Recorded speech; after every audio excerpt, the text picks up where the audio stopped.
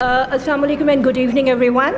On behalf of DHA Sofa University, Mr. Mustafa Raza and I, Dr. SAMREEN AAMIR, are really grateful. We are thankful to Federal Urdu University, in particular Dr. Faisal, Dr. Rizwana, and the whole team, IBA, and especially our Polish guests for organizing this successful and highly important event.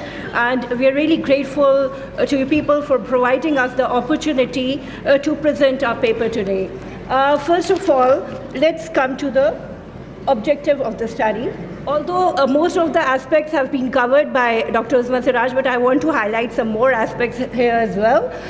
Since both Poland and Pakistan experienced unstable and insecure conditions, it is crucial for Pakistan to learn from Poland's experience how to use foreign policy to strengthen its economy. Trade between Poland and Pakistan on a bilateral basis has increased since Poland joined the European Union. Actually, in this interconnected and interdependent global world, the economic policies usually shape the state policies. So it is really important for us to highlight the economic aspects and the growth that we can enjoy by bilateral trade with each other. So trade increased by 60.57% between 2007 and 2008, from $104.88 million to $206.42 million. Just look at this graph.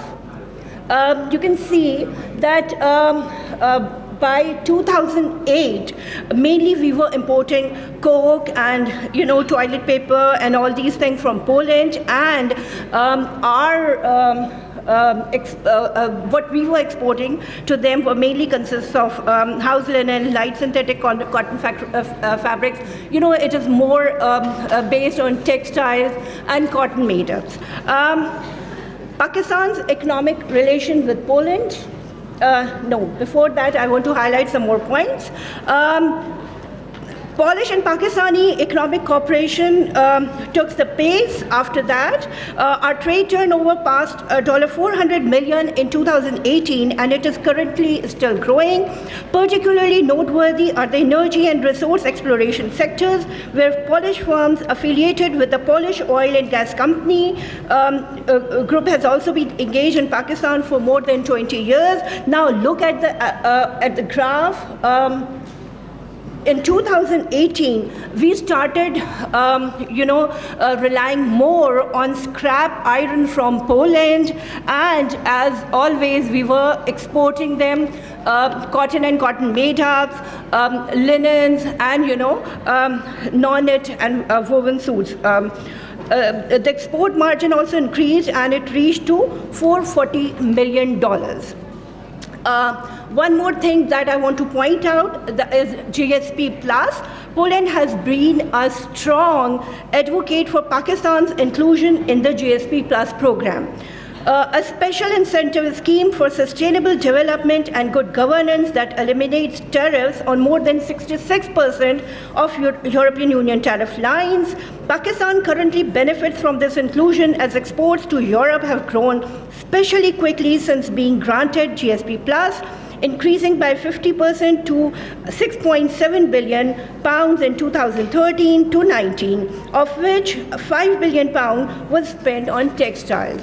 Then again, a new initiative taken by the Pakistani government. They organized on September 22 in Warsaw. They organized Pakistani embassy organized a webinar titled "Let's Do Business Together: Opportunities and Prospects of Business with Pakistan." In association with the Polish National Chamber of Commerce and Industries, more than 40 Polish businesses from a variety of industries, including textiles, sports, food processing, etc., attended the event. Now, let's see the graph in by 2020, the Pakistan, importing scrap iron from Poland with 48.3% of total volume, and export value increased to $524 million. So this is, a huge jump, and we are still increasing, and we are collaborating in so many different aspects and so many different sectors as well. So this is a very positive picture of our trade. Now, I want to share you the success story of Poland's economic growth. The end of World War II brought about political and economic changes in Poland. The tensions between the two world powers after World War II affected the entire world. So Poland was cut off by the iron curtain. Poland was never in a position to plant the seeds of the great economic boom that swept the West up until the 1970s because of the controlled and hegemonic policies of the USSR. The introduction of heavy industry and the emergence of large corporations that were actually the goal of the socialist regime to give boom to the heavy industries rather than the small industries. It was this was the specialized item or specialized the framework of the socialist regime. So the government working under a socialist manifesto required not only the industrial sector, but the agricultural sector was also affected, and the Polish economy from the global economy following the post-war nationalization of foreign trade, they were far apart from each other. The socialist 1956-year plan formally establishes Poland's transition to real Soviet-style economy in terms of industrial development. The plan required for accelerated industrial growth, especially in mining and manufacturing, at the expense of consumer goods and services, agriculture and other economic sector. Near all commercial enterprises and firms with a size greater than 125 acres are taken over by the state. In the private sector, only family-owned business remained. But after the reforms in 1970, let's have a look at how and the way they transformed themselves, the way they became the emerging, the industrial, they actually took a high jump from the socialist-controlled industrial or hegemonic, under the hegemony they were operating there, all the sectors, and then with the liberated economy, they actually became the industrialized country. After the reforms in the 1970s and 1980s and a change in government policies of the state, many of the state planning mechanisms were bypassed and individual businesses were given more direct control. Now, I want to share one more policy. It's not working. Shock therapy. Just look at this, particular,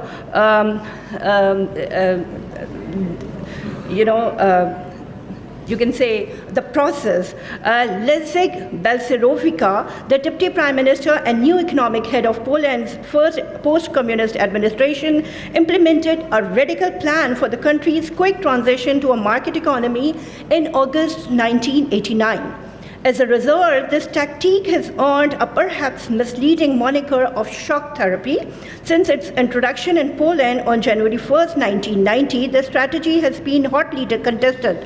Most of the rest of Eastern Europe and the former Soviet Union, including Russia, after 1991 have adopted it in modified form. And what is shock therapy actually? Shock therapy was a method to reform the economy and implement rapid, comprehensive, and extensive programs to implement normal capitalism. Both the general public and politicians had a clear understanding that shock therapy encompasses all of the actions that distinctly identify Poland as a member of Western Europe. Then the privatization of industries. Again, it's not working. All right.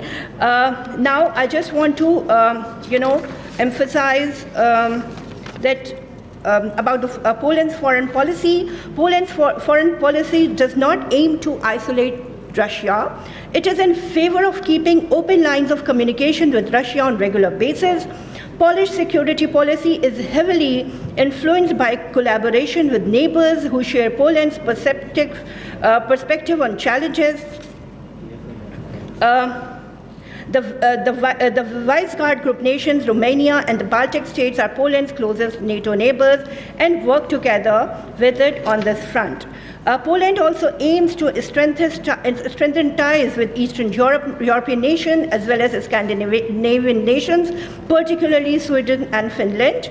Ukraine and Georgia, Poland will therefore look to the international community for assistance in implementing the strategy for responsible development until 2020. Now, what Pakistan can learn from Poland? Yes, I am not going to cover the textile thing that I have worked on, but I just want to give you a brief summary of this whole study, that what we can learn from Poland, despite the fact that Poland was driven into war, devastated by its neighbors and subjected to USSR economic, political and social exploitation. The country's foreign policy was built on the principles of forgiving one another. And moving on, Poland has no ongoing major disputes with any other countries. Thank you very much.